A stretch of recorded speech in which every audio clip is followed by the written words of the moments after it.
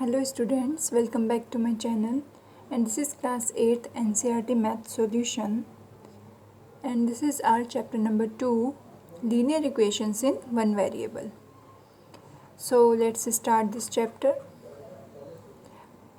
First of all, we have learned about algebraic expressions and equations in our previous classes.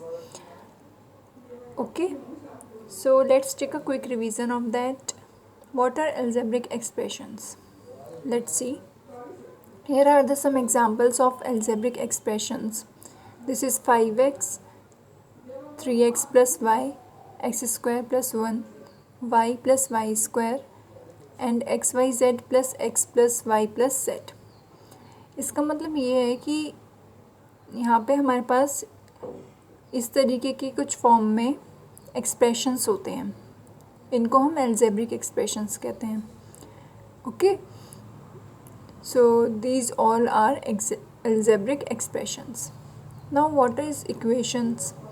Equation is 5x is equals to 25. इस form में भी कुछ होता है तो वो एक इक्वेशन होती है. And 2x minus 3 is equals to 9 and 2y plus 5y2 is equals to 37/2.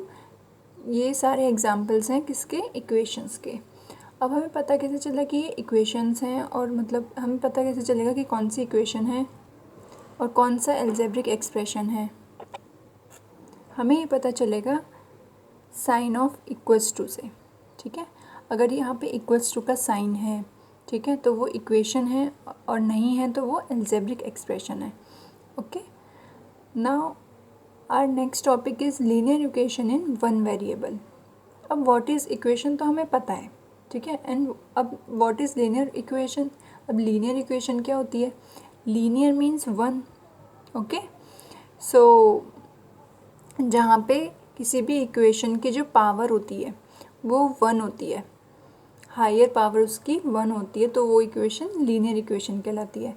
अब ये हायर पावर वन क्या है? देखो, हमारे पास कोई इक्वेशन दे रखी है. सपोज़ ये एक इक्वेशन है, ठीक है, सपोज़ क्या ये एक इक्वेशन ही है. सो इसमें हमें देखना है इसकी पावर क्या है. पावर हम कैसे देखते हैं कि यहाँ पे जो वेरिएबल है x is called variable. Okay, so जो ये वेरिएबल है इसकी पावर कितनी लगी है. जैसे कि यहाँ पे कोई पावर नहीं है, इट मीन्स यहाँ पे वन है, और वन है तो मीन्स ये लीनियर इक्वेशन है. अब इस तरीके से यहाँ पे अगर हम देखें, जैसे कि ये इक्वेशन तो नहीं है बट हम देखते हैं अगर इस फॉर्म में कोई इक्वेशन होती है जैसे X square plus 1 is equals to something. So यहाँ पे एक्स की पावर कितनी है? 2. तो ये लीनियर इक्वेशन नहीं है. हमें पावर यहाँ पे 1 होनी चाहिए तभी वो लीनियर इक्वेशन होगी. ओके, सो लीनियर इक्वेशन यहाँ पे हमने एग्जांपल लिखा हुआ है 2x minus 3 is equals to 7. This is called linear equation because यहाँ पे जो पावर है x की, वेरिएबल x की जो पावर है वो 1 है. अब लीनियर इक्वेशन हमें पता चल गया. Then in one variable, one variable का मतलब क्या हुआ कि जहाँ पे केवल एक वेरिएबल यूज़ हो. अगर यहाँ पे x यूज़ हो रहा है तो खाली देखो x ही है, कोई और वेरिएबल तो यूज़ नहीं हो रहा ना. y तो नहीं दिख रहा है यहाँ पे कहीं, z भी नहीं है. सो यहाँ पे कौन सा वेरिएबल यूज़ हुआ है? Only x. So this is linear equation in one variable where x is called variable and this is the sign of equality equals to. Okay, अब हम देखते हैं कि ये जो 2x माइनस 3 होता है, ये पूरी साइड इक्वल्स टू के जो लेफ़्ट की साइड होती है उसको हम लेफ़्ट हैंड साइड शॉर्ट में LHS बोलते हैं, और इक्वल्स टू के जो राइट साइड पे होती है उसको हम राइट हैंड साइड बोलते हैं, और शॉर्ट में RHS बोलते हैं. सो इस चैप्टर में हमें यही समझना था. अब हम एक्सरसाइजेस सॉल्व करेंगे. Okay, so let's see the exercise 2.1 where we have to solve the following equations. अब इक्वेशंस हमें पता चल गई कि क्या होती हैं, अलजेब्रिक एक्सप्रेशंस पता चल गए, ठीक है, और वेरिएबल वगैरह सब पता चल गया. अब इन इक्वेशंस को हमें सॉल्व कैसे करना है देखेंगे अब इसको. Here is our question number 1 which is x minus 2 is equals to 7.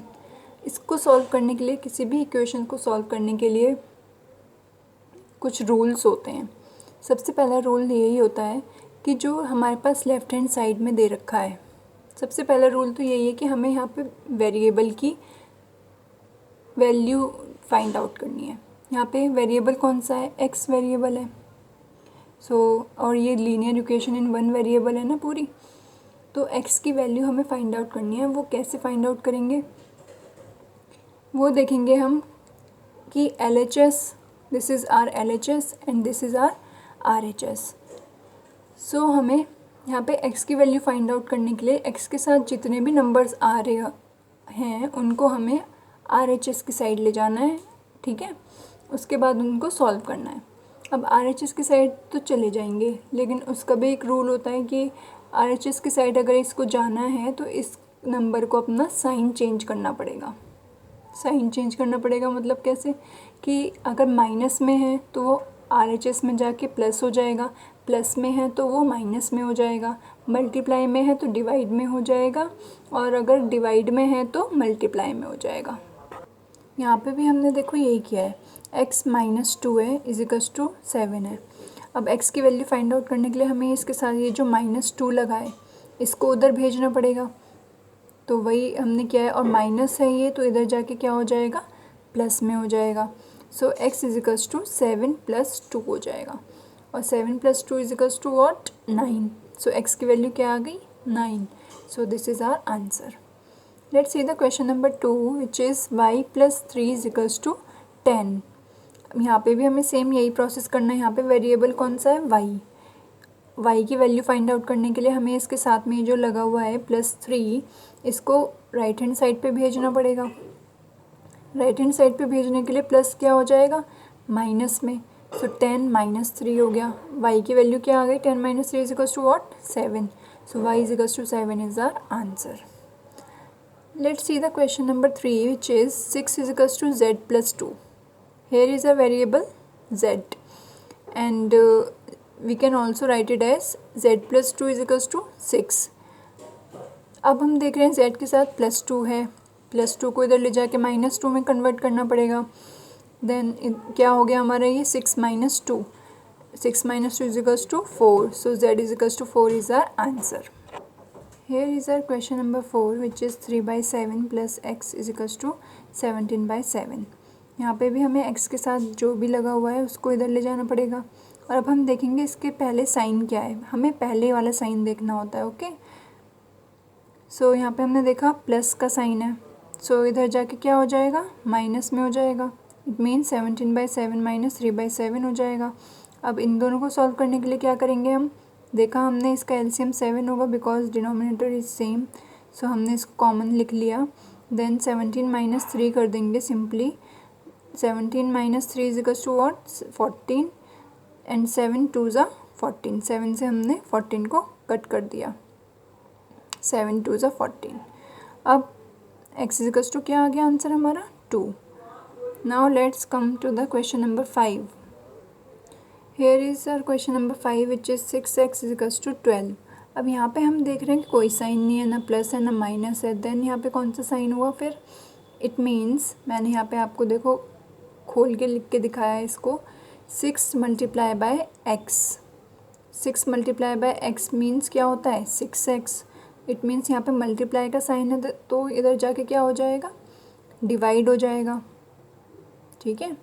So divide हो गया तो क्या हो गया, x इज इक्वल्स टू 12/16 हो गया। एंड 6 वी नो दैट 6 2 ज़ा 12। So x is equals to 2 is our answer. Let's see the question number 6 which is t/5 is equals to 10। अब यहाँ पे t/5 है, इट मीन्स ये डिवाइड में है, साफ साफ दिख रहा है हमें। और वेरिएबल कौन सा है, t की वैल्यू फाइंड आउट करनी है हमें। अब t के साथ जो भी नंबर है उसको इधर ले जाना पड़ेगा। सो हम यहाँ पे डिवाइड में है तो इधर जाके मल्टीप्लाई में हो जाएगा ये t is equals to 10 × 5 and 10 की 5 में मल्टीप्लाई करेंगे तो आंसर क्या हो जाएगा, 50। तो t is equals to 50 is our answer. This is our question number 7। 2x divides by 3 is equals to 18। अब यहाँ पे हमारे पास x के साथ क्या क्या चीज़ें एक्स्ट्रा लगी हुई हैं, 2/3 लगा हुआ है, मीन्स 2 मल्टीप्लाई में एंड देन 3 डिवाइड में है। तो पहले हम सॉल्व करेंगे डिवाइड वाला। ठीक है। तो 3 को हम ले गए इधर मल्टीप्लाई में, तो 2x is equals to 18 multiply by 3 हो गया, 18 के 3 में मल्टीप्लाई की तो 54 हो गया। अब 2x है तो मीन्स मल्टीप्लाई में है, इधर जाके डिवाइड में हो जाएगा। सो 2 से हमने 54 को डिवाइड किया, हमारा आंसर 27 आ गया। Now let's see the next question which is question number 8। Here is our question number 8 which is 1.6 is equals to y by 1.5। यहाँ पे हमें y की वैल्यू फाइंड आउट करनी है बिकॉज वेरिएबल इज़ y। अब y की वैल्यू फाइंड आउट करनी है, y के साथ क्या एक्स्ट्रा लगा हुआ है डिवाइड में 1.5, इसको हम इधर ले जाएंगे मल्टीप्लाई में। So y is equals to 1.6 multiply 1.5, इन दोनों की हमने मल्टीप्लाई की, हमारा आंसर आ गया 2.4। Now let's see the question number 9 which is 7x minus 9 is equals to 16। यहाँ पे अब 9 हमारे पास है, पहले देखा हमने, हमें एक एक करके नंबर्स को साइड में करना है, ठीक है। पहले हम माइनस प्लस को सॉल्व करेंगे, देन डिवाइड को, फिर मल्टीप्लाई को। अब हमने देखा कि यहाँ पे ये माइनस में लगा हुआ है 9, इधर जाके प्लस हो जाएगा। So 7x is equals to 16 plus 9 हो गया। अब हम 7 को यहाँ नीचे डिवाइड में ले जाएंगे क्योंकि ये मल्टीप्लाई में, इधर जाके क्या हो जाएगा डिवाइड में। 7x is equals to 25, it means x is equals to 25 divides by 7 is our answer. Here is our question number 10 which is 14y minus 8 is equals to 13।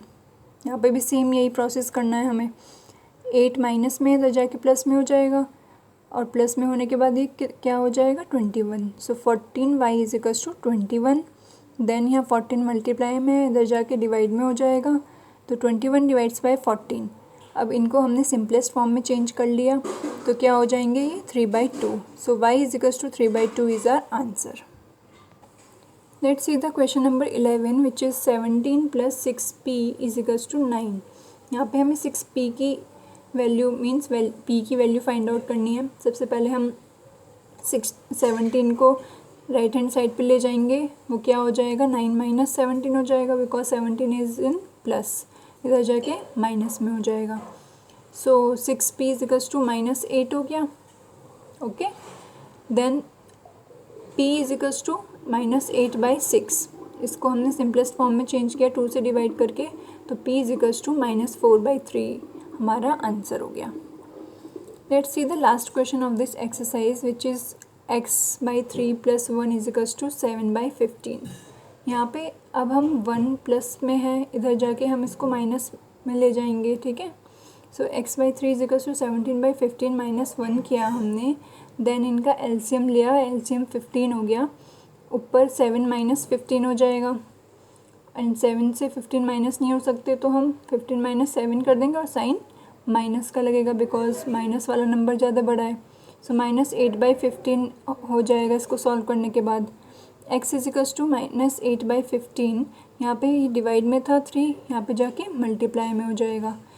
फिर उसके बाद हमने यहाँ पे देखा कि 3 से जो है 15 कट हो रहा है, 3 5 15। सो हमारा आंसर क्या आ गया, x is equals to minus 8/5। So that's it for now. अब हम नेक्स्ट वीडियो में नेक्स्ट एक्सरसाइज सॉल्व करेंगे। Good bye.